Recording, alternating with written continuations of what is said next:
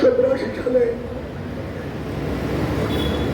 1982 সালে আমি বাংলাদেশের এই ছাত্র সংগঠন জাতীয় ছাত্র সংগঠন গড়ে তুলি এবং তখন বিভিন্ন সময় বিভিন্নভাবে এই ভারতের বিরুদ্ধে এদের আগ্রাসন আজকাল থেকে না, বাংলাদেশের কখনো এই ভারত বন্ধু ছিল না।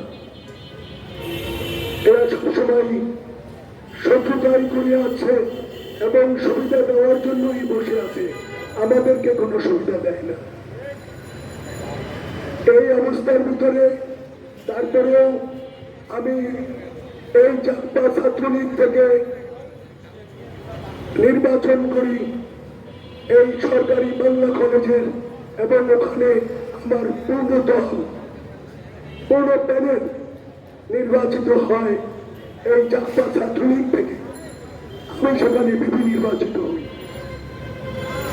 তারপরে তখন খুব সময় এই ভারতের রাষ্ট্রদূত ছিলেন মুচকুন্দ দুবে।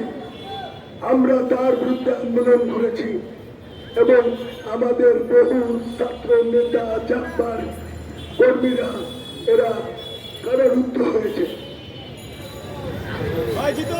তো আমি আপনাদেরকে সবাইকে ধন্যবাদ জানাই। এই ৪৫ বছর পর্যন্ত জাপার সাথে থেকে হত্যা করেছে এই জালিম হাসিনা, এই নমরুদ হাসিনা, তার বিচার দেখে বাকি সময়টা কাটতে চাই এবং এই আওয়ামী লীগকে এদের সঙ্গে বিতাড়িত করতে চাই।